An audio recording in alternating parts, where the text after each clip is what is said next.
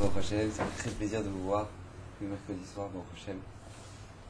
Alors, vous savez que ce soir, j'ai décidé de traiter un sujet un peu particulier qui s'appelle la soif de l'argent. Tout simplement, les gens courent d'après l'argent toute leur vie. Et donc, du coup, j'ai pensé intéressant de traiter ce sujet pour savoir un peu ce que la Torah en pense. Vous savez que c'est pas évident parce que on passe des parachutes les unes après les autres où on a vu des gens qui étaient très riches et qui ont fait des grandes chutes, et au contraire on va voir des gens qui vont être très riches et qui vont faire des grandes choses. Donc on va voir un peu ce que la Torah attend de nous, comment ça se fait, la fameuse question que tout le monde se pose, comment ça se fait qu'on n'est pas riche. Pourquoi Hachem il nous a pas fait des blindés? Donc on doit essayer de répondre à cette question.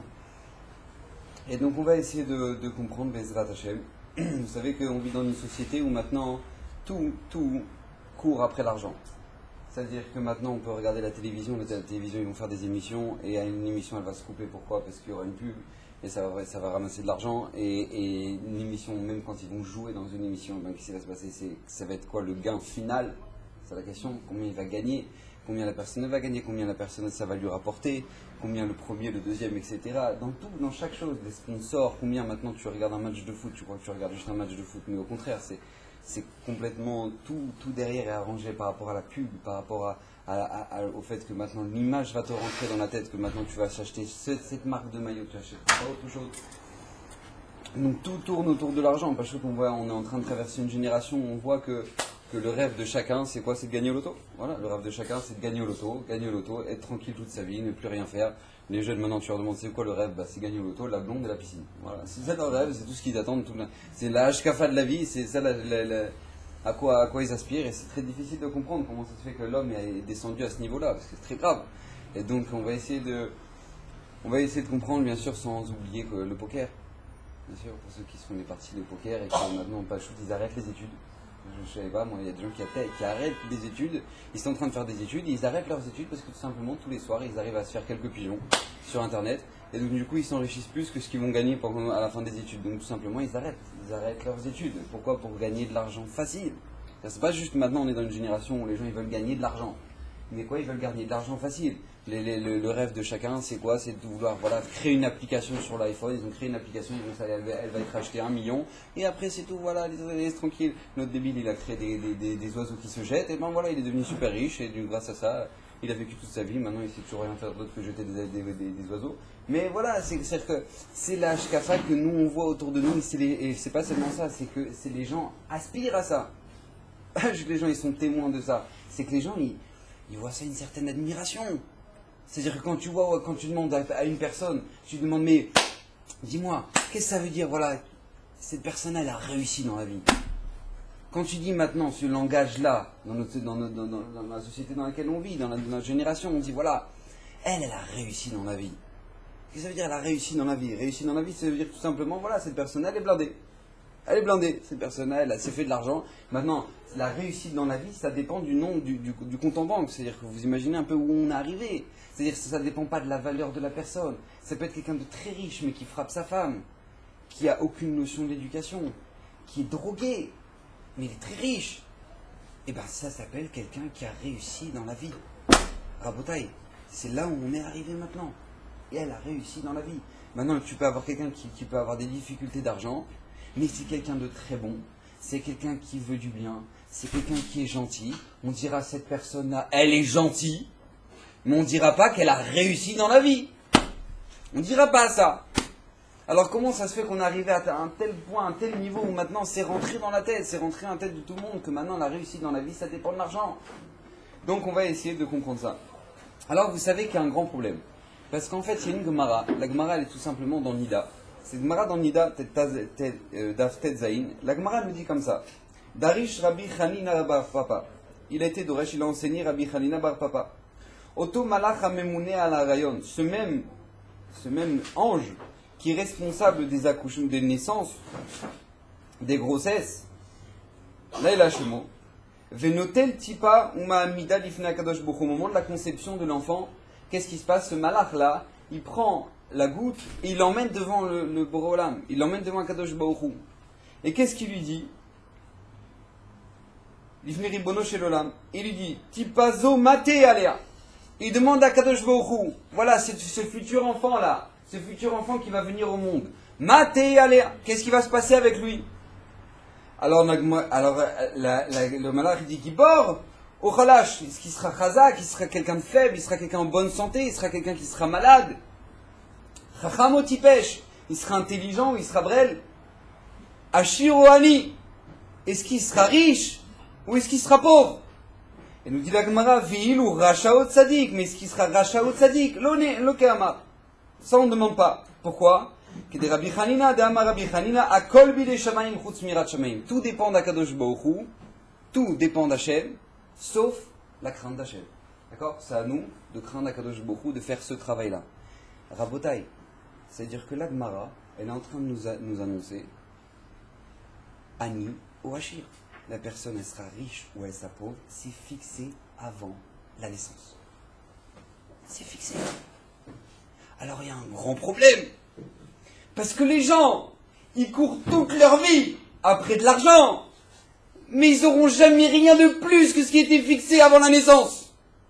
Rien. C'est-à-dire que tu ne recevras pas un shekel de plus que ce qui était fixé. Et pas un shekel de moins. Donc tout ce que tu devras recevoir, tu le recevras. Alors comment ça se fait que les gens, ils sont acharnés toute la journée à chercher de l'argent? Ils veulent du fric, ils veulent gagner de l'argent, ils veulent de l'argent, ils veulent de l'argent. Mais papa, ça sert à rien, c'est déjà fixé. C'est déjà fixé. Mais toi, à mi-temps, ce que tu gagneras, de toute façon, tu ne recevras pas moins, pas plus que ce que tu auras. Et les gens, ils s'acharnent sur une chose que c'est déjà fixé. Et par contre, sur ce qui n'est pas fixé, et ce qui sera rachat ou tzadik, là, ça se détend. Alors là, ça se détend. Alors là, bon, ça va, t'as fait ta halachot aujourd'hui? Ouais, ce soir. Et après le soir, ouais, t'as fait ta halachot? Oh, je suis défoncé. Moi, je ferai demain. Après la tefila. Et après la tefila, un coup de téléphone. Allez, t'as fait... C'est-à-dire que ça se détend. C'est-à-dire que la Torah, c'est ce qui ne dépend que de nous. C'est-à-dire notre Olam Haba, c'est-à-dire notre monde futur, ce qui dépend que de nous. Alors là, Kilou, ça dépend d'Hachem, Bezrat Hachem. Genre, Bezrat Hachem. Genre, Imirtse Hachem. C'est les gens qui disent si Dieu veut. Si Dieu veut, papa. C'est Hachem, il attend que ça. Hachem, il attend que ça. Et par contre, pour la Parnassa, les gens ne disent pas Bezrat Hachem. Ils vont se défoncer. Ah, ils vont s'ouvrir les veines. Jusqu'à ce qu'ils vont gagner de l'argent, et encore de l'argent, encore de l'argent. Comment ça se fait? Arrête, tu gagneras pas plus et tu auras pas moins que ce qui est marqué. Ça, c'est la première question des Hachem qu'on va essayer de comprendre. La deuxième question, c'est que les gens, ils ont un désir de l'argent qui est hors du commun. C'est-à-dire que quand on prend tous les désirs de ce monde, soit le manger, les femmes, tous les désirs qu'il peut exister dans ce monde, il y a une limite. Il y a un moment où l'homme dit ça y est, Ibiza, tu vas pas habiter toute l'année là-bas. C'est-à-dire que t'as fait l'été, ça y est, au bout d'un moment, t'as compris. C'est-à-dire que t'as la tête comme ça après, t'es défoncé, t'as fumé 46 joints, t'as la tête... Et donc du coup, ça y est, au bout d'un moment, ça y est. Tu dis, stop, ça y est. N'importe quel qui essaie de manger des gâteaux, voilà, tu manges un gâteau, vas-y, tu veux manger les éclairs au chocolat, vas-y, mange-les. Mais au bout d'un moment, ça y est. L'argent, c'est la tava, c'est le désir dans ce monde que les gens, ils peuvent gagner 1 million, ils disent, je veux plus. Yeshlo mea rotse mataim, ils disent nos rachamim. Il a 100, il veut 200. Yeshlo mataim rotse arba mea. Il veut pas 200, 300. Non, il a 200, il veut 400. C'est-à-dire que c'est la ta'ava sur lequel maintenant il n'y a pas de limite. Ad Ketekar, on dit tous les soirs, le matin, Shema Israël, Hashem Elokeinu Hashem. Ve'ahavta et Hashem Elokecha, bechol levavecha, ou bechol nafshecha, ou bechol meodecha. Question de la Gemara dans Brachot. Écoutez bien la question atomique de la Gemara. La Gemara pose la question, je ne comprends pas. On nous demande d'aimer Hashem. Bechol levavecha, ça veut dire quoi avec ton Yitzhara, avec ton Yitzharatov, quand c'est difficile, quand tout va bien, tu dois servir Hashem.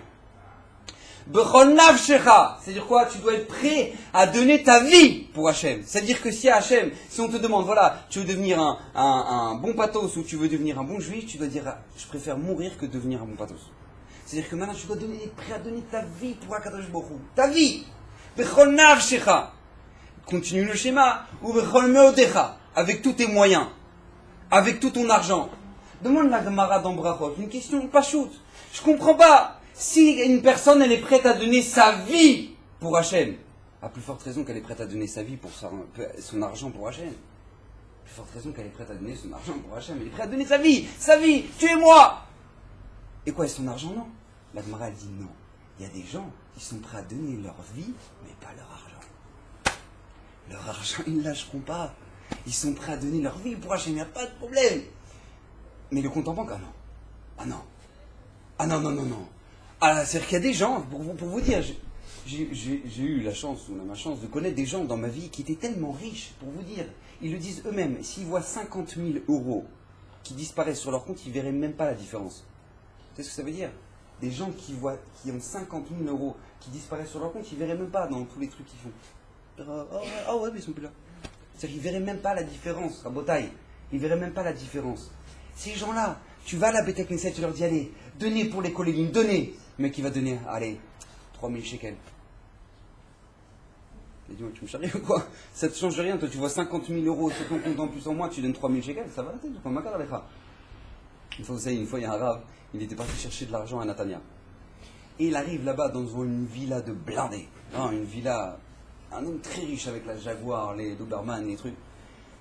Et donc il sonne, il vient ramasser de l'argent parce qu'il avait un gros cas de tzedaka, une famille qui était dans le besoin, qui était dans la souffrance, qui était le père malade, la mère malade, bref, une catastrophe. Il va voir le monsieur, il lui dit, voilà, on aimerait s'il vous plaît avoir un don. Et donc le monsieur il prend son carnet de chèques, 500 shekels. Alors le rave, il lui dit, merci, c'est très gentil. Mais vous voulez que je vous dise quelque chose, monsieur? 500 shekels, c'est ce que je ramasse à Bnei Brak, chez des gens qui étudient toute la journée, pour le cas que je représente. C'est-à-dire, même des gens qui n'ont rien, ils me donnent 500 shekels. Vous me donnez 500 shekels? Il dit, je vais t'expliquer, moi, quelque chose. C'est que vous, qui étudiez la Torah, vous en avez rien à faire d'argent. Mais pour moi, mon argent, c'est ma vie. C'est ma vie! Je te donne 500 shekels, c'est comme si je me coupe le doigt. C'est-à-dire, si tu m'enlèves un membre. Et c'est ce qu'a dit la Gemara. La Gemara dit, il y a des gens qui sont prêts à mourir pour Hachem, mais donner leur argent, ça non. C'est pour ça que la Torah vient te dire, ou bechol levavecha, ou bechol nafshecha, ou bechol meodecha. Vous imaginez jusqu'où ça va, jusqu'où l'homme est compliqué. Jusqu'où l'homme est compliqué. C'est-à-dire, il y a les gens ils jouent au loto. C'est-à-dire, pour vous faire comprendre un peu le problème, les gens ils jouent au loto, ils espèrent gagner un jour au loto. Maintenant, le taux de probabilité que tu as de gagner au loto, c'est comme si tu vas appeler ton pote et tu n'as pas son numéro. Donc tu fais un numéro hasard. 0, 54, allô? Ah, je suis pas tombé sur toi. 0, 54, c'est-à-dire que le taux de probabilité que tu as de gagner au loto, c'est le même taux que le débile, le brel, qui doit appeler son ami, faire un téléphone au hasard. Il dit, oh, peut-être je vais tomber dessus. Est-ce qu'il y a quelqu'un qui va faire un truc pareil? Ah, Botaï, est-ce qu'il y a quelqu'un qui va faire un truc pareil? Alors c'est vrai, sur tous les brels qui le feront un jour, il y en a un qui tombera vraiment sur son pote. C'est vrai, c'est sûr. Comme il y a des gens qui gagnent vraiment au loto. Mais les gens, ils vont jamais faire ça. Ah, j'ai pas son numéro, bah c'est pas grave, j'essaye. Ils vont jamais faire ça. Mais par contre, pour le loto, ils vont le faire. Ils vont le faire. Mais comment c'est possible, Makara? Qu'est-ce qui se passe chez l'homme que maintenant il a une telle soif de l'argent? Une telle soif. Il est vendu de l'argent. Makara, comment ça se fait? Comment on va comprendre? On va essayer de Hashem de comprendre ça. Alors, de ce que j'ai essayé de réfléchir, il y a en fait 3 catégories de riches. 3 catégories de riches. Des gens riches. La Gemara dans Nida, elle nous dit il y a des gens qui sont vraiment riches. C'est-à-dire que c'est des gens, c'est leur mazal. Ils ont reçu un mazal, c'est la raison pour laquelle ils sont venus dans ce monde. Ils sont venus dans ce monde pour... Et un des moyens qu'on leur donne, c'est la richesse. Il y a des gens, c'est l'intelligence, il y a des gens, c'est la maladie, chacun, il a ses moyens pour avancer, pour servir à Kadosh Borou dans sa vie. Maintenant, tout ce qu'Akadosh Borou programme dans notre vie, avant notre venue, c'est exactement, au plus que le micron, ce dont on a besoin pour réaliser ce qu'on doit faire dans ce monde. C'est exactement. C'est-à-dire qu'Akadosh Borou nous a donné cette somme d'argent là, il nous a donné cette parnassa là. C'est exactement ce dont on a besoin pour réaliser la chose pour laquelle on est venu dans ce monde. On ne sait pas pourquoi on est venu dans ce monde, mais on doit le chercher toute notre vie. Et on doit faire en sorte de faire les mitzvot et servir Hachem comme il faut. Et avec les moyens qu'on a. Donc il y a une personne, elle est riche, il y a une personne, elle est pauvre. Chacun doit servir Hachem comme il le peut. Et il y a des gens que c'est vrai, ça fait partie de leur tafkid dans ce monde-ci, d'être riche. D'être riche. Donc eux, ils sont là parce que que leur tikkun là c'est des grands donateurs, c'est des grands radins, c'est je sais pas c'est quoi. Mais en tout cas, eux, ils doivent être des grands donateurs, ils doivent vous donner beaucoup d'argent. Donc Hachem, il leur a fait avec un mazal qui sont riches. Ça existe. Il y a une vérité, il y a quelque chose qui existe, qui est tout simplement des gens qui sont vraiment, vraiment riches. Très bien. Maintenant, il y a une deuxième catégorie de gens riches. C'est qui cette deuxième catégorie de gens riches? C'est tout simplement les acharnés. C'est-à-dire que c'est des gens que normalement ils ne devraient pas être riches. C'est-à-dire leur mazal, ils sont venus dans ce métier, ils ne devraient pas être riches, ils ne doivent pas être riches. Leur mazal, il est fixé, pas de richesse. Mais ils sont tellement acharnés, ils s'acharnent au travail, ils s'acharnent dans tout, qu'ils vont être riches. Ils vont être riches. Ils vont faire en sorte de tirer l'argent. Ils disent Ribono chez l'Olam. Ils vont faire toutes les ségoulottes possibles et inimaginables pour avoir de l'argent. Et ils vont tout faire, ils vont tout faire, ils vont tout faire. Ils veulent du fric. Et ils auront de l'argent. Parce que quand il y a un grand klal, comme le dit Akadosh Baruch Hu, comme le dit la Torah, Bederer Shadam Rotse Liler Molichimoto. Dans le chemin dans lequel une personne veut aller, Akadosh Baruch Hu, il va l'accompagner. Même si c'est pour être une grande pourriture, il l'accompagnera, Hachem. C'est ce qu'il veut. Donc il y a des gens qui veulent être riches. Il y a des gens qui veulent vraiment, vraiment être riches. Ces gens-là, Akadosh Baruch Hu, il va les aider à être riches. Et ils seront riches. Ils seront riches. Et ils seront riches. Mais il y a un petit problème. Et ça, c'est là qu'elle est toute la nuance. C'est que ces gens-là qui sont vraiment, qui ne devraient pas être riches et qui vont finir par être riches, c'est qu'ils prennent de quelque part. Ils prennent de quelque part. C'est quoi ce quelque part? C'est tout simplement le Olam Haba. Le Olam Haba. Comme le dit le Midrash avec Rabbi Shimon Bar Yochai, une fois il y avait un des élèves de la yeshiva de Rabbi Shimon Bar Yochai qui a quitté la yeshiva. Il est parti en Chutz Laaretz. Et quand il est parti en Chutz Laaretz, là-bas il a fait plein d'argent, plein d'oseille. Il est parti aux States. Ouais. Et donc il a fait plein d'oseille. Et quand il revient maintenant, il arrive, il dit, il gare avec la Jaguar devant la yeshiva. Hop, frère. À ce moment-là, il est le Rohim, hey, salut. Et donc voilà, le Kippa avait un peu rétréci et tout. Bon. Et alors qu'est-ce qui s'est passé? Les Bachoum voient ça. Waouh, ça claque et tout.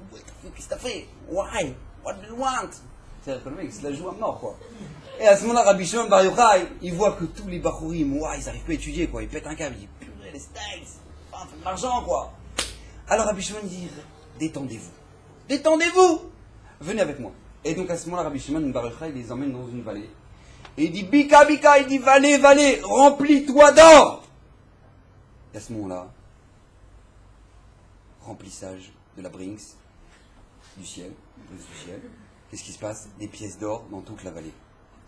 Rabbi Shimon Bar Yochai dit Rabotai, n'allez pas au States, ça sert à rien, servez-vous. Servez-vous. Mais attention, sachez que tout ce que vous prenez, vous le prenez de votre Olam Haba. Ça, c'est la deuxième catégorie de riches. C'est des gens qui n'ont pas un mazal d'être riches, mais ils sont tellement acharnés qu'ils finiront par être riches, mais leur argent, il est pris de quelque part. C'est leur Olam Haba. C'est comme quand tu vois des chilonim, le mec il fait rien, pas de Torah, pas de mitzvot, il a une voiture birlad. Il a une voiture. Mais comment il a ça lui? Comment il a de l'argent? Tout le but de l'argent, c'est quoi? C'est de servir pour la voûte d'Hachem. Lui, il fait que dalle, et Hachem il lui donne de l'argent. D'où il sort cet argent? D'où il vient? Alors le Chavetz Chaim, il a un machal pour expliquer ça. Comment il explique ça, le Chavetz Chaim? Il dit une fois, il y avait un homme. Cet homme-là, il aimait beaucoup la reine. La reine. Les cours sur l'argent, tous les mercredis soirs. Il aimait beaucoup la reine. Vous en aurez marre à la fin. Il dit c'est bon, on veut plus d'argent à la fin. Les mercredis pour parler d'oseille. Voilà. La semaine prochaine, c'est la pauvreté. Non, je rigole. Je suis tout seul. Alors, qu'est-ce qui s'est passé? À ce moment-là, le Chavetz Chaim, il explique qu'il y avait un homme qui aimait beaucoup la reine. Et il dit qu'il voit la reine, il lui fait des clins d'œil, des trucs. Maintenant, le roi, il fait ça, il fait attends, je vais atomiser celui-là, qu'est-ce qui lui arrive? Il est fou furieux, il drague ma femme. Donc, qu'est-ce qu'il fait? Le roi, il fait attends, il va t'arriver des bricoles. Et donc, qu'est-ce qui se passe? Il prend cet homme-là, il le met dans une cage, il le met au-dessus de la place publique, il dit regardez ce qui va arriver à l'homme qui a voulu draguer la reine. Et donc, il le laisse mourir dans sa cage là-haut. Le premier jour, bon, il se la joue. Deuxième jour, ça devient plus compliqué. Troisième jour, il est affamé. Et il fait le cri, le hurlement. Et les gens, ils le voient souffrir. Voilà ce qu'on apprend de quelqu'un qui veut. Et le bruit court, quoi, que le roi il a fait ça et que sur la place de la capitale on voit un homme qui a dragué la femme du roi et que la reine, et que voilà, à cause de ça il est en train de... Et les gens ils arrivent et ils comprennent pas. Ils disent mais pas du tout. Ils demandent aux gens qui habitent là, qui sont tous tristes, ils voient ça, ils sont terrifiés. Ils disent mais regardez, ils mangent de la viande. Ils mangent de la viande.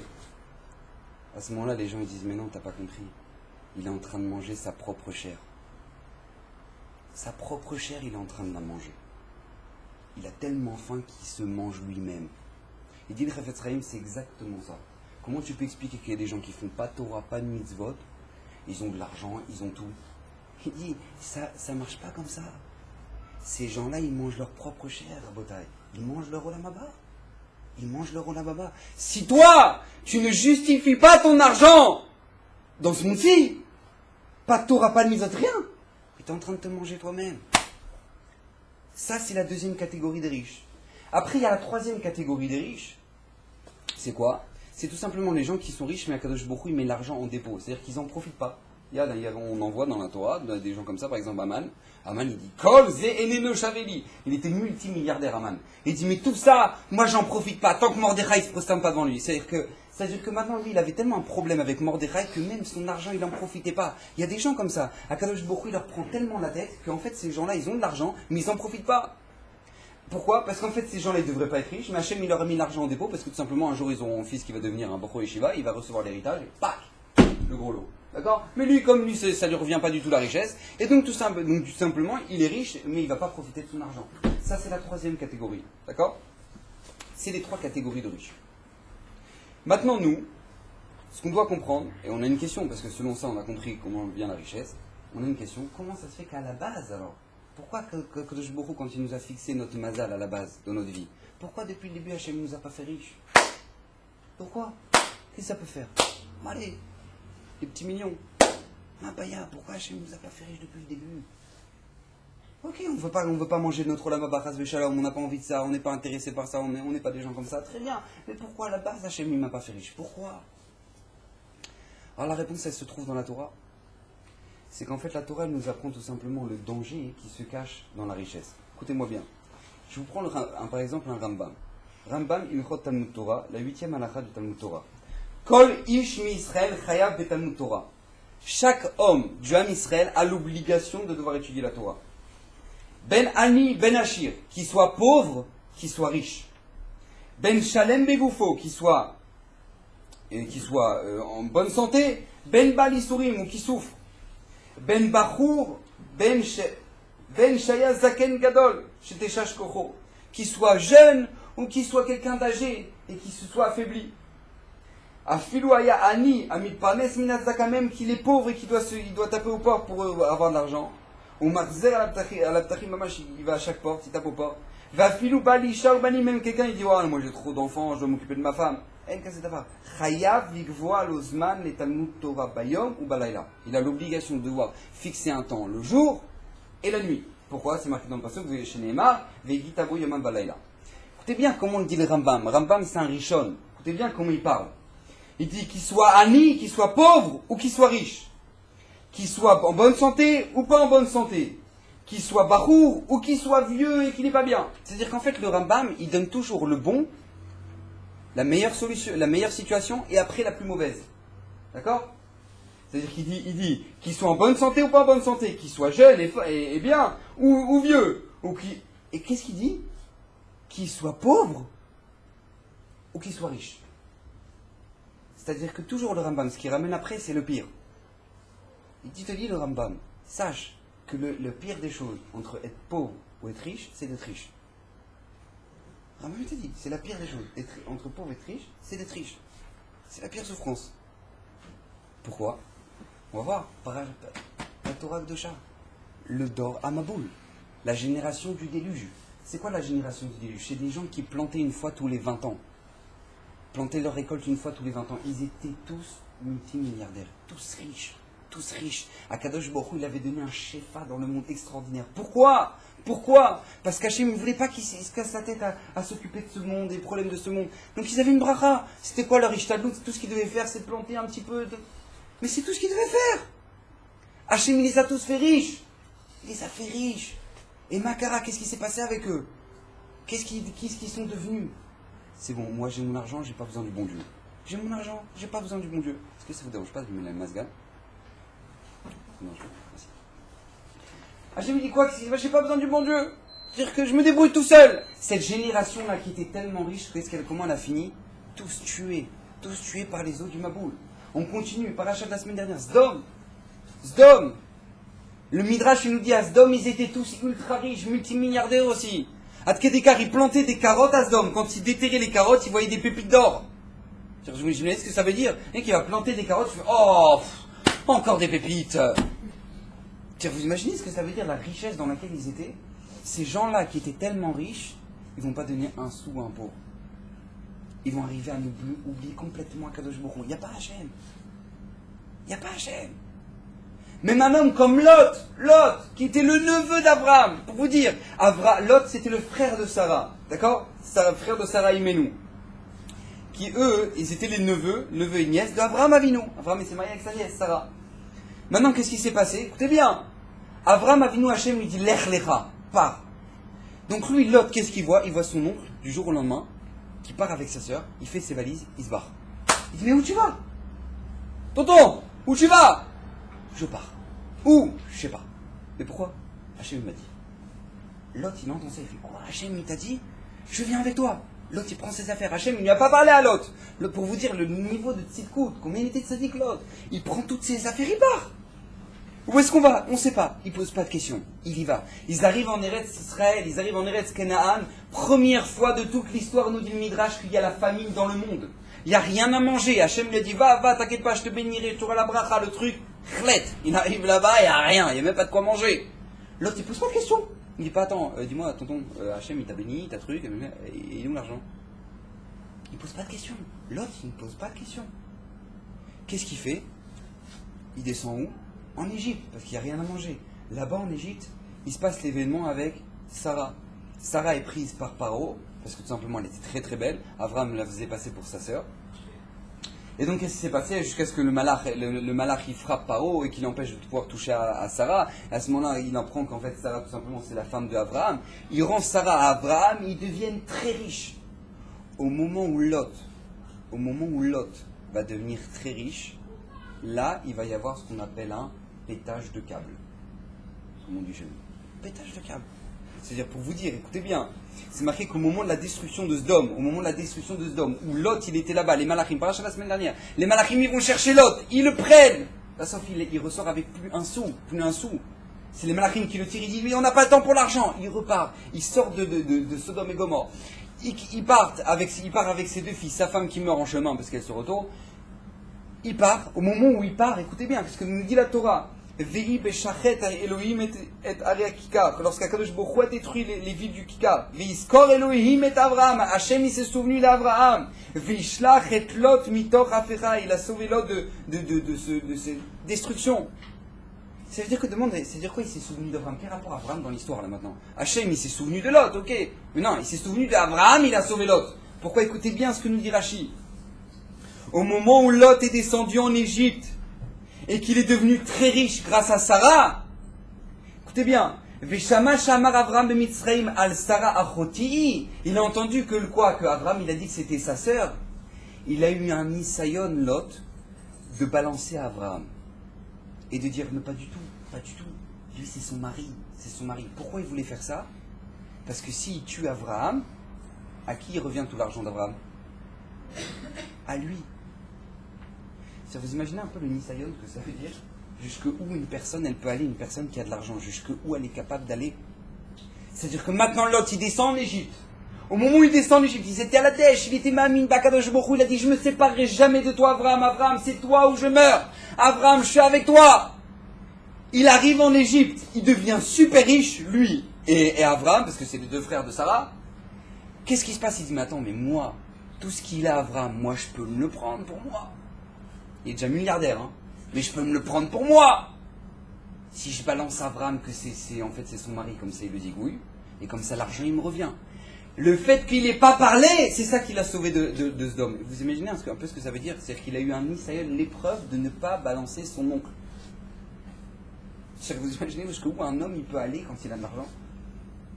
Il revient en Égypte, il revient en Eretz Kenan. Au moment où il revient, il y a une embrouille entre les bergers de Lot et les bergers d'Abraham. Il y a trop de moutons, ils sont trop riches. Il y a une embrouille. Abraham Avinu, il dit à Lot, regarde, je vais à droite, je vais à gauche, je vais à gauche, je vais à droite. Mais viens, on se sépare, on reste pas ensemble, il y a un problème. Lot, il fait pas de problème. Pas de problème. Je me barre. Il regarde, ah voilà, là-bas, Sdom, super, la bonne adresse. Pour vous donner une notion, c'est comme si une personne a grandi avec Rav Vadia Yosef toute sa vie. Grandi avec Rav Vadia Yosef toute sa vie. Et Rav Vadia, il voit que se comporte pas très bien. Donc Rav Vadia lui dit, regarde, viens, je t'achète une maison, viens, on se sépare. Vous imaginez ce que ça veut dire que le Gadol Hador, il est en train de lui dire, viens, qu'est-ce qu'elle va faire une personne comme ça? Elle se jette à ses pieds et dit, je suis désolé, Moreno. Non, je voulais pas vous faire des révrenteries, je vais faire tchouva, je suis désolé, je voulais pas mal me comporter. Lot, qui était comme ça avec Abraham Avinu, comme ça. Il a de l'argent. Abraham lui dit, viens, on se sépare. Non, pas de problème, on se sépare, pas de problème. Où? Ibiza. Oh, Ibiza, super. Vous imaginez où est-ce qu'il va, le mec? Mais comment il arrive à ça? Comment il arrive à ça? Pourquoi? Comment? Avec l'argent. Avec l'argent. Une maison dans laquelle les gens ils voyaient les malachim, Rabotai. Au moment où Agar elle va se faire jeter de la maison d'Abraham, le malach il va venir lui parler. Rachid dit mais quoi, elle a pas peur? Elle a pas peur. Un malach il vient, il te parle. Elle a pas peur. Allez, on voit que je me suis un peu qui dans le Tanakh. Et au moment où la première fois qu'il va voir un malach, eh ben il va avoir peur. Il va se prosterner par terre. Elle a pas peur. Réponse de Rachid, ben non. Vous savez pourquoi elle a pas peur? Parce qu'elle voyait toujours des malachim dans la maison d'Abraham. Toujours. Elle avait l'habitude. C'était leurs potes. C'est ses potes, Michael, Gabriel, truc, c'est ses potes. Les potes de Hagar. Vous imaginez ce que ça veut dire? Elle connaît. Donc une maison dans laquelle on voyait les malachim, lui, il va à Ibiza. C'est qu'ils choisissent d'hommes. Ils choisissent d'hommes. Pour finir quoi? Pour aller avec ses filles. C'est-à-dire, vous imaginez où est-ce qu'il est arrivé? Où il en est arrivé l'autre? Tout ça avec quoi? Avec l'argent. Avec l'argent. Yaakov Avinu Rabotai. Dans quelques parachutes là. Yaakov Avinu. Il va quitter la maison de son père. Il va se faire attraper par Eliphaz. Il était rempli d'or, d'argent. Il va pour donner de l'argent à Lavan pour pour se marier avec Rachel. Sur le chemin, il se fait mamache piller par Eliphaz, le fils de Esav. Et Yaakov Avinu, il n'a plus une thune, il n'a plus rien. Il se dit, mais il faut que j'aille prier sur le Har Moria, sur l'endroit du Beth Amikdash. Il va là-bas, là où son grand-père, là où son père Yitzhak, il avait fait la Hakeda. Il va là-bas, il s'endort là-bas la nuit. Au moment où il s'endort là-bas, il voit les malachim qui montent, qui descendent. Hachem, il lui dit, t'inquiète pas, je serai avec toi, et truc.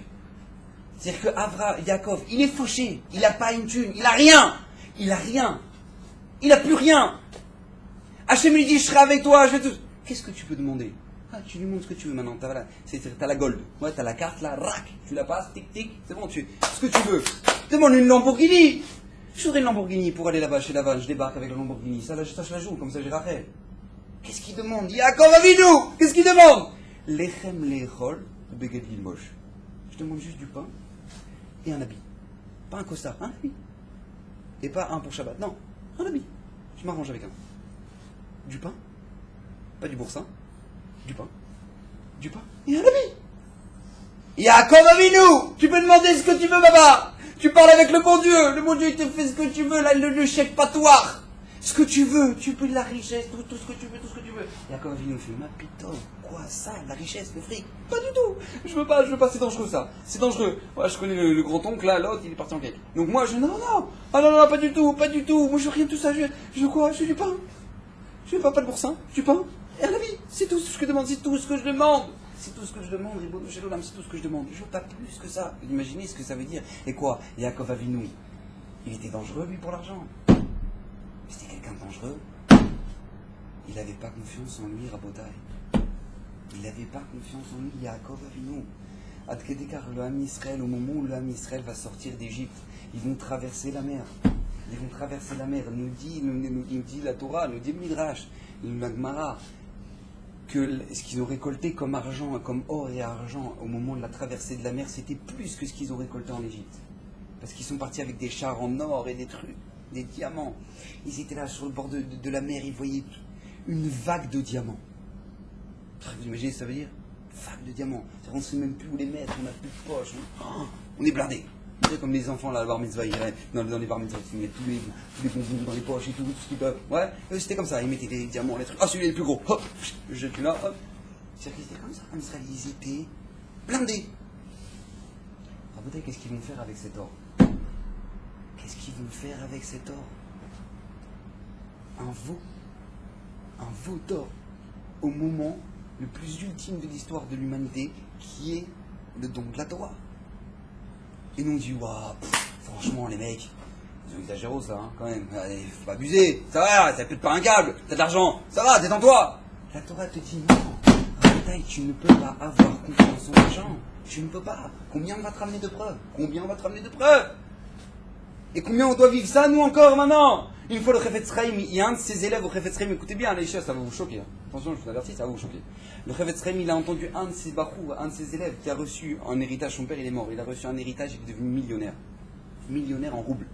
Millionnaire. Il va voir ce barou, il le convoque. Il dit, viens. Il dit, tu vas répondre Amen à ma bracha. Il dit, le Chafetz Chaim qui vient, il dit, tu réponds Amen à ma bracha. Je dis, bien sûr, Rav, il n'y a pas de soussaille. Donc qu'est-ce qui se passe? Lui, il prend la main du Chafetz Chaim, à ce moment-là, il dit, Bezrat Hashem, que tu perds tout ton argent. Amen. Il a tout perdu. Parce que le Chafetz Chaim, il était conscient. Le Chafetz Chaim, il dit, de l'or qui vient sur le bord de la mer, Baba, ça fait un veau d'or. Il savait ça. Vous imaginez à quoi elle ressemble notre filote? Hachem, c'est que je sois pété de fric, Hachem. Et Hachem, il s'est dit, mais attends, mais moi je vois le veau d'or. Qu'est-ce que tu demandes de l'argent? Je vois le veau d'or, moi déjà, quand je te donne de l'argent, je le vois. Et la Torah, elle te dit, c'est dangereux. La Torah, elle te dit, t'approches pas de ça. À quel écart que la Torah nous donne, elle nous donne un enseignement qui est extraordinaire. Parashat Shavua. Il dit la Mishnah dans Pirkei Avot. Ezeu Ashir à sa mère Bechelko. Qui c'est qui est heureux? Qui c'est qui est riche? Celui qui est heureux de son sort. Celui qui est heureux de ce qu'il a.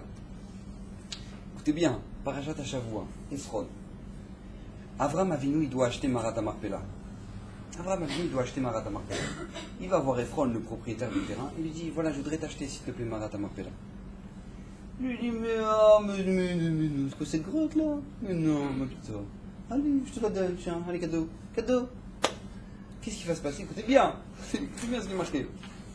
Abraham, il dit, mais non, pas ma petite, il se prosterne. Vidaber el Ephron be'ozna Amaretz. Abraham, il finit Amaretz, Hachem, Abraham, il se prosterne devant tout le monde, il dit, Vidaber el Ephron be'ozna Amaretz, les morts. Achimata, Lushamani, Natati, Kesef, il dit, voilà, tiens, je te donne l'argent, tiens, prends-le, combien tu veux, dis-moi combien tu veux. À ce moment-là, il dit, attends, Féyan, Ephron et Abraham, les morts. À ce moment-là, après, il lui dit, bon, si tu veux me payer, allez, symboliquement, 10 millions. 10 millions. Vous imaginez où est-ce que il va le mec? Allez, symbolique, 10 millions. Bien, c'est marqué. Adoni Shamani, Eretz Arba Meot Shekel, Kesef, Ben Yubencha, Maoui, Maï. Qu'est-ce que c'est? Hein? 10 millions. Qu'est-ce que c'est? Pour une grotte, 10 millions. Qu'est-ce qu'il va faire Abraham Avinu? Il lui donne, pack. Pas de problème, je te l'achète. Il y a un chassid. Il est parti voir le Admour de Satmar. L'Admour de Satmar, Rabbi Yoel Satmar aux États-Unis. C'était un homme kadosh. Parce que les gens, quand ils le voyaient, ils ne pouvaient pas le regarder. Sa face, ils ne pouvaient pas le regarder. L'homme était kadosh. Ils ne pouvaient pas retenir leurs yeux sur lui. C'est un homme, il a passé la Shoah, le humain. L'Admour de Satmar. Qu'est-ce qui s'est passé? L'Admour de Rabbi Yoel, une fois, il y a un chassid qui va le voir, il dit, Vod Arav, j'ai des tsarotes, je souffre, ma femme elle est malade, chez lui je suis mort, et mes enfants, et trucs. Et il lui fait une liste. Oh, le pauvre, quoi. Vraiment le pauvre. Il dit, mais t'as besoin de combien? Il dit, maintenant je suis dans le difficile, j'ai besoin de 5 000 $. Vraiment, 5 000 $, je pourrais peut-être respirer. Le Rav il sort, il va dans son coffre, il ramène 4 950 $. 4 950 $. Tiens, j'ai que 4 950 $. Il lui donne. Merci beaucoup, Rav, ça me touche, merci beaucoup. Il prend l'argent, il sort. Maintenant, les proches, ils demandent au Rav, il dit, faudra Rav, vous expliquez là, on n'a pas compris. Vous n'avez pas 50 $.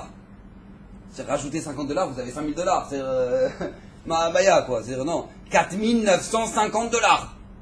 Et 50 $ en plus, non, mais si vous fallait, je le donne. Il dit non, regarde, écoute-moi.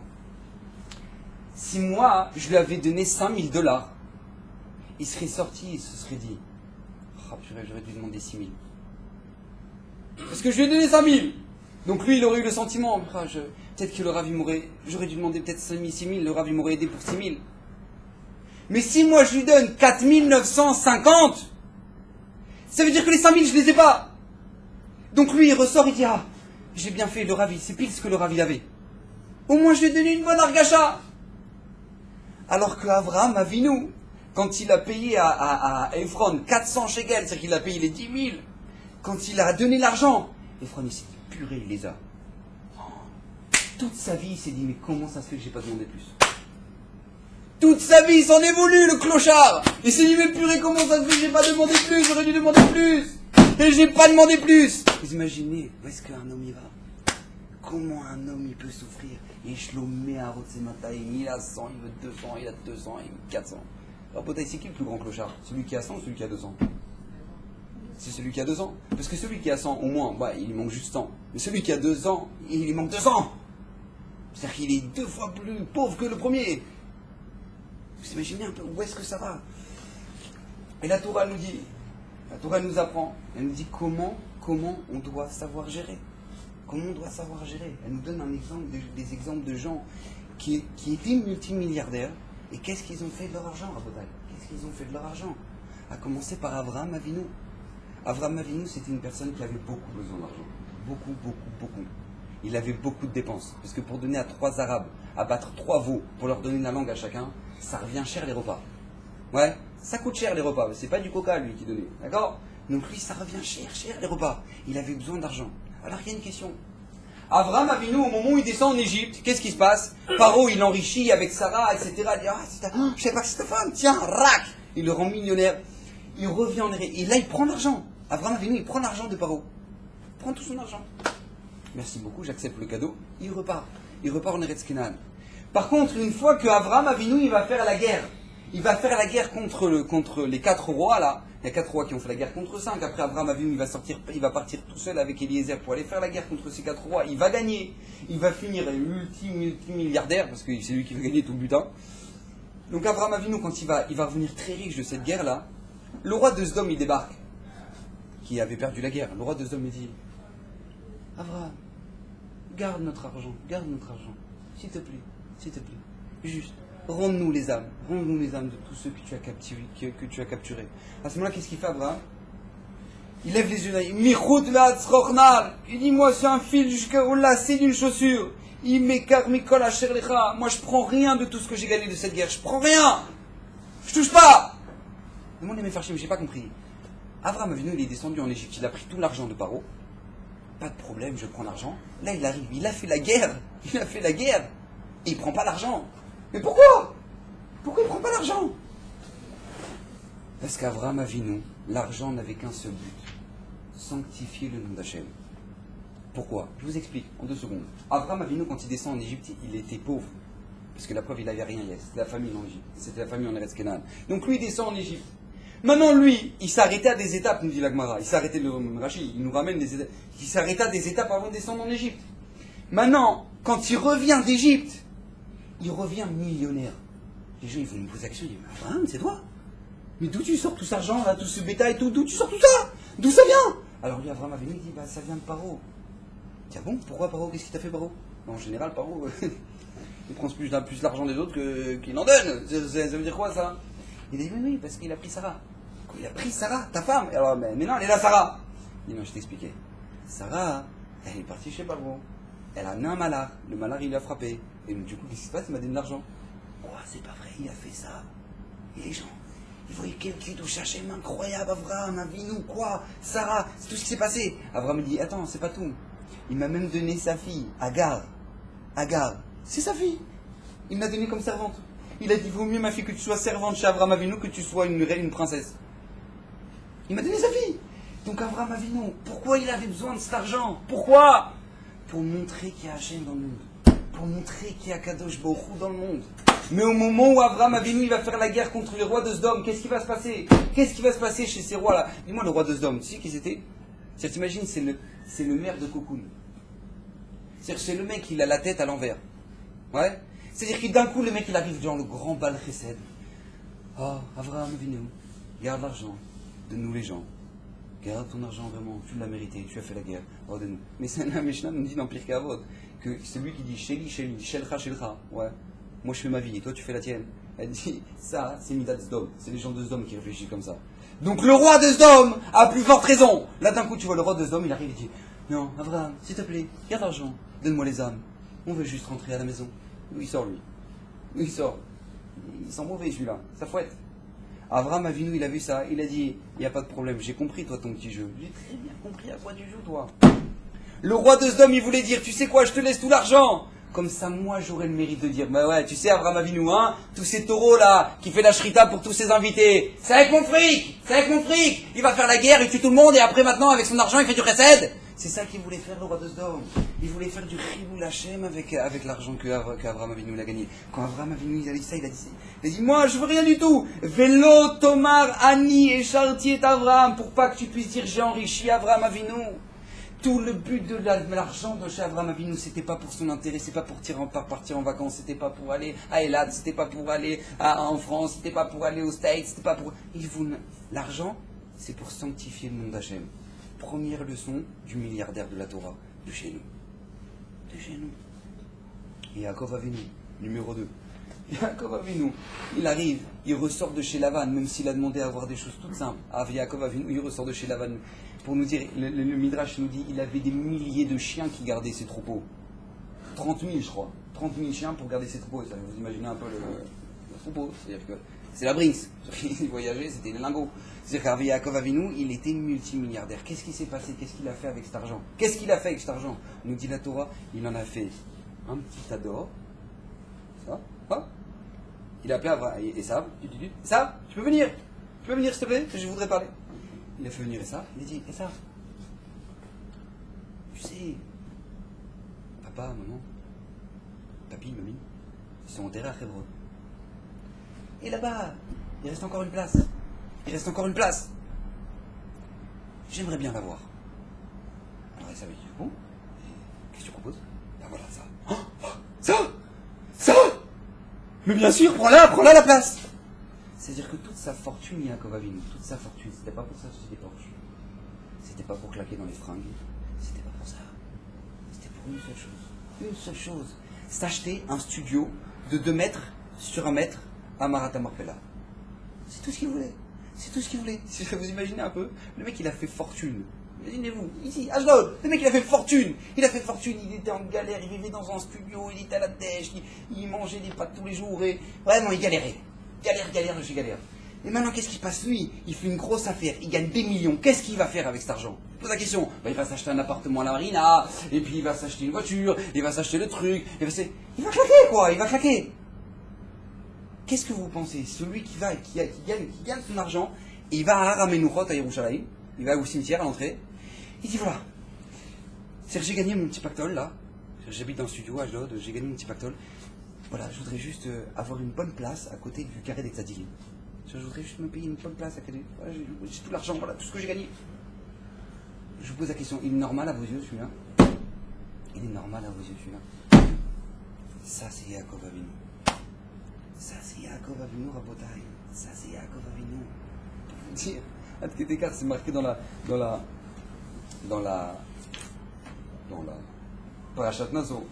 Parashat Naso, c'est marqué qu'au moment où les Nessiim, les princes de chaque tribu, et au moment de la construction du Mishkan, ils vont inaugurer le Mishkan, ils vont chacun ramener de l'argent, ramener des cadeaux, ramener des offrandes. Pour le Beth Amikdash, pour le Mishkan, chaque chef de chaque tribu, 12 tribus, il va ramener des offrandes. Alors, chaque fois, vous connaissez cette fameuse paracha où ça se répète 12 fois. Toutes les offrandes, elles sont répétées 12 fois. Et c'est marqué comme ça. Au Kabbalah, c'est marqué Vehi Amakri Varibeyom Arishon. Vous voyez celui qui a offert le premier jour. Et Korbanot Narshon Ben Amidadav, les Maté Yehuda, la tribu de Yehuda, Narshon Ben Amidadav, le prince, c'est lui qui a offert la première offrande pour l'inauguration du Mishkan. Top. Qu'est-ce qu'il a offert? Ou Korbano Karat Kesef Achat, Shloshim ou Mishkala. C'est-à-dire que lui, qu'est-ce qu'il a offert? Un plateau, avec maintenant un grand plateau de 130, d'un poids de 130 Kesef. Mizrak Echad Kesef, Shivim shekel shekel HaKodesh. Donc il a offert un bolino, c'est un gros bol plutôt, un bol, de quoi? De Shivim shekel, de 70 shekels, le shekel HaKodesh, bon d'argent. Melein solet belula bashemen yemincha, remplissent de fines fleurs de farine mélangées avec de l'huile. Je tiens à vous annoncer ce soir que le plateau, c'est-à-dire pour vous donner une notion, Shloshim Umea Mishkala, c'est-à-dire que le plateau pour mettre de la farine, il pesait 30 kilos. C'est-à-dire 30 kilos d'argent pur. Vous voyez une valise, ouais, pour passer là, pas le droit à plus de 24. D'accord? Pas le droit à plus de 24. Là, c'est 30. C'est-à-dire le plateau, il fait 30. Pour amener quoi? De la farine avec de l'huile. Je vous pose la question, c'est quoi le plus important dans l'histoire? C'est le plateau ou c'est la farine? C'est le plateau a priori. Pour nous c'est le plateau. Mais la Torah vient t'apprendre le principal, c'est la farine. Le principal c'est la farine. Tu peux être blindé, tu peux être riche, tu peux être tout ça. Mais tout cet argent là, c'est pour la farine, baba. C'est pour Hachem. C'est pour Hachem. Si c'est pas pour Hachem, ça vaut rien. Si c'est pas pour Hachem, ça vaut rien. C'est comme ça que la Torah elle nous apprend. Elle nous apprend à réfléchir. Elle nous apprend à réfléchir. La Gemara nous ramène. Écoutez bien, je vais vous choquer. Rabbi Eliezer Ishbar Bartota. Rabbi Eliezer Ishbar Bartota dit la Gemara dans Ta'anit. C'était pas quelqu'un qui était très riche. Mais lui, tous les gens qui ramassaient de la tzedaka, tous les œuvres caritatives qui ramassaient de la tzedaka, quand il le voyait, il se barrait. Il partait. Pourquoi? Parce que son problème, c'est que lui, dès qu'il avait de l'argent, il donnait tout son argent. Il donnait tout son argent. Dès qu'il avait de l'argent, il avait des chèques, il avait des trucs. Il donnait tout. Donc eux, ils se sont dit, attends, on va le faucher, c'est pas possible. À chaque fois qu'il nous voit, il nous donne tout. Alors du coup, il se barrait. Quand il est là. Il partait. C'est-à-dire qu'il ramassait de l'argent, il le fuyait pour pas que lui, il se donne tout son argent. Une fois, lui, il était dans le chemin pour aller acheter un trousseau pour le mariage de sa fille. Donc il avait de l'argent dans la poche. Et il voit des gens qui ramassent de la tzaka. Mou! Il le voit, il fait ah! Il commence à courir. Il commence à courir avec une coupe de tzaka de l'Agmara. Il commence à faire course-poursuite avec Rabbi Gérard Lazarba et je porte Vous imaginez bien la scène. Et donc qu'est-ce qui se passe? Il les rattrape. Tac! Au moment où il les attrape, il dit hey! Pour qui vous ramassez?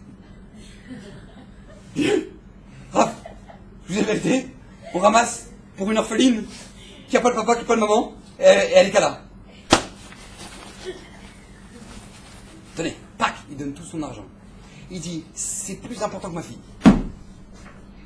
C'est plus important que ma fille. Rabotaï, il lui reste 10 shekels dans la poche. Les arrive Bartota. Parce que là, il a donné tous les fruits du mariage. Voilà. Il lui reste 10 shekels dans la poche. Avec ces 10 shekels là, qu'est-ce qu'il va faire? Il va s'acheter un peu de blé. Il revient à la maison, il met le blé dans la grange. Et la Gemara, elle nous raconte qu'à ce moment-là, sa fille, elle dit, papa, qu'est-ce que t'as acheté? On discutera après. Non, la mère, elle rentre. Elle dit alors chérie, hein, ma fille, qu'est-ce que tu sais ce que papa il a acheté pour toi? C'est joli ou c'est pas joli? Alors à ce moment-là, qu'est-ce qui se passe? Il dit, bah maman, apparemment c'est dans la grange. Tu vas aller voir, c'est dans la grange, ce qu'il a acheté, il m'a pas dit. La mère, elle arrive, c'est-à-dire qu'elle voit la grange qui explose de blé. C'est-à-dire qu'elle ne peut même pas ouvrir la porte. Ça sort par les gonds, ça sort de partout. C'est la bracha atomique. C'est-à-dire que ça sort de partout. Elle n'arrive même pas à ouvrir la porte. Elle dit, ah moi, je sais pas combien il a mis. Je sais pas combien il a mis dedans, papa, mais d'accord, j'ai compris ce qu'il a acheté pour le mariage, ça va, il a fait des économies, ça fait plaisir. Elle, la fille, elle voit ça. Elle dit, mais il n'est pas revenu avec ça. Elle court voir son papa, au Beth Midrash. Elle dit, papa, on n'arrive même pas à ouvrir la grange tellement c'est blindé de fric. À ce moment-là, il dit, je vous interdis tout cet argent. Cet argent, il est pour les pauvres. Vous avez juste le droit de le prendre, ce qu'un pauvre, il a le droit de prendre. C'est-à-dire un tout petit peu. Juste à vous. Tout le reste, c'est pas à nous, ça nous appartient pas. Ils disent, les Farshim, pourquoi? Il avait peur de prendre de son Olam Haba. Il avait peur de prendre de son Olam Haba, Rabotai. Ça, c'est ce qu'un juif, il fait avec son argent. C'est pas la halakha, je vous rassure, de toute façon. Je ne crois pas qu'il y ait beaucoup de gens qui vont le faire. Mais en tout cas, C'est comme ça que la Torah elle nous apprend à réfléchir à Botaï. Alors on a une question, on revient aux questions qu'on a posées au début du shiur. Comment ça se fait qu'on a une telle soif de l'argent et que les gens ils courent après l'argent alors que c'est déjà tout fixé? C'est déjà fixé et tout ce que tu voudras prendre de plus, eh ben tu le prendras de ton lama-bas. Alors qu'est-ce que tu veux faire et pourquoi tu cours après le fric comme ça? Ad-blidai. Ad-blidai. Comme nous dit Shlomo Ameler, l'homme le plus racham de tous les temps. Oev kesef, lo itzba kesef. Un homme qui aime l'argent, il ne sera jamais rassasié par l'argent. Jamais. Oev kesef, lo itzba kesef. Ça passe tout dans Kohelet. Allez le voir si vous avez besoin. Kohelet. 5, 9. D'accord, le chapitre 5, verset 9. Allez le voir là-bas. Oev kesef, marquez-le au-dessus de votre livre. Oev kesef, lo itzba kesef. Alors on a posé la question, comment ça se fait que les hommes courent après l'argent plus que tous les autres plaisirs dans ce monde, plus que tous les autres bonheurs dans ce monde? Pourquoi? Rabotaï, la réponse elle est toute simple. Notre neshama, elle a soif. Elle a soif. Mais qu'est-ce qu'on lui donne à manger? Rashi, là-bas dans Kohelet, nous dit Oev kesef, Itzba kesef, commente Rashi. Et c'est ça la réponse de tout le shiur de ce soir. Oev mitzvot, lo itzba me'em. Celui qui aime les mitzvot, il ne sera jamais rassasié par les mitzvot. Nous dit Rashi quelque chose d'extraordinaire. Notre neshama, elle a soif. Elle a très très soif. Maintenant, qu'est-ce que tu fais avec cette soif-là? Cette soif, tu peux la mettre dans la Torah, ad kedeka, que quand tu fais les mitzvot, tu t'arrêtes jamais. Raphaël Kanievski, il a fini 60 fois le chasse. 60 fois toute la Torah. 60 fois, il en a pas marre au bout d'un moment. Ça y est, quoi. Ça y est. Combien? Oev mitzvot, lo itzba mitzvot. Tu t'es jamais rassasié de la Torah. Jamais. Tu réétudies et tu redécouvres. On témoigne sur le Chafetz Chaim. Le Chafetz Chaim. Kadosh. Qu'est-ce qu'il faisait? C'est Talmud, il témoigne. Quel simcha il avait quand il ouvrait une Gemara. Quel simcha il avait le Chafetz Chaim quand il ouvrait une Gemara. Mais il témoigne ses élèves. Il avait la plus grande simcha qu'il avait, c'est quand il ouvrait un Chumash. Quand il ouvrait la Torah. Il était heureux. Il souriait, il pleurait de larmes quand il voyait la Torah. Et les Talmudim disaient, mais Rav, pourquoi vous pleurez? Pourquoi vous êtes si joyeux? Il dit, mais c'est les paroles d'Hachem. Hachem, il me parle. C'est le bon Dieu qui parle et nous on lit. Oev mitzvot, lo itzba mitzvot, quand t'aimes les mitzvot, tu seras jamais rassasié. Mais où tu mets cette soif-là? Où tu la mets? Alors si tu la mets pas dans la Torah, ça ira dans l'argent. D'Alecha, ça ira dans l'argent. Oev kesef, lo itzba kesef. Celui qui aime l'argent, il sera jamais rassasié. Pourquoi? Quel rapport? La Torah, l'argent. Quel rapport? Le rapport, il est tout simple. Pourquoi les gens, ils courent après l'argent? Parce qu'ils sont persuadés que quand ils auront de l'argent, ils auront tout. Qu'ils pourront tous payer, qu'ils pourront tout avoir, qu'ils n'auront pas de soucis, qu'ils auront tout et qu'ils pourront tout avoir. Ce pouvoir-là, cette soif de pouvoir tout avoir, c'est la soif que la Neshama est là dans la Torah. C'est la Neshama c'est la soif que la Neshama est là dans la Torah. Cette soif de pouvoir se permettre d'être un malach. Un homme peut être plus haut qu'un malach, plus grand qu'un malach. Mais si tu mets pas ça dans la Torah, ça ira dans l'argent. C'est pour ça que les Avot Akdoshim, ils ont tenu cette épreuve-là de la richesse. C'est pour ça que quand tous les grands d'Israël qui étaient riches, ils ont tenu cette épreuve-là de la richesse. Comment ils ont fait? Parce que tout simplement, ils n'avaient pas soif de ça. Ils n'en avaient rien à faire de ça. Ce qui les intéressait, c'était leur Torah. C'est tout ce qui les intéressait. Leur argent, ils s'en foutaient. Ah, Hachem, il m'a fait riche. Il m'a fait riche. Bezrat Hachem, j'espère d'être un bon chaliard. C'est tout ce que j'espère. Mais ils n'étaient pas chiens d'argent. Ils se vendaient pas pour l'argent, chas v'shalom. Les gens, ils s'ouvrent les veines. Vous savez que quand il y a eu, la dernière fois qu'il y a eu la crise boursière aux États-Unis, et que les traders, ils se pendaient les uns après les autres, ils s'ouvraient les veines dans leur bureau. Vous croyez que ces gens-là, ils n'avaient plus une thune? Alors c'est vrai, il y a des gens, parmi eux, ils n'avaient plus un rond. C'est vrai, ils s'étaient fauchés complètement. Mais il y a des gens, ils étaient encore millionnaires, vous savez. Mais vous savez, c'était quoi leur problème? C'est que maintenant, ils vont devoir vendre leur yacht.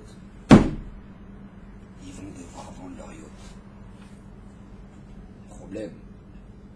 Et mon appartement sur Central Park, bah, je pourrais plus me l'avoir maintenant, je vais devoir habiter en banlieue. Ça, rac!